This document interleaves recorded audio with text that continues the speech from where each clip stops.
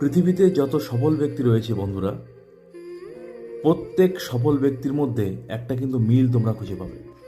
অবশ্যই সে মিলটা থাকবেই। প্রত্যেকে কিন্তু প্রচণ্ড পরিমাণে জ্ঞানী।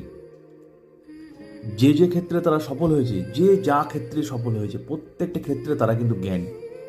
সেই জ্ঞানটা তারা কোথা থেকে পেয়েছে? এক, প্রচুর পরিমাণে বই পড়ে, আর দুই, অভিজ্ঞতা থেকে। জীবনে ব্যর্থ হয়ে হয়ে হয়ে হয়ে বারবার পথ চলতে চলতে ঠক্কর খেয়ে গর্তে পড়ে অভিজ্ঞতা থেকে তারা জ্ঞানী হয়েছে। আর একটা হচ্ছে বই পড়ে। একটা বই পড়া মানে একটা মানুষের জীবনী পড়া, 10টা বই পড়া মানে 10টা মানুষের জীবনী পড়া।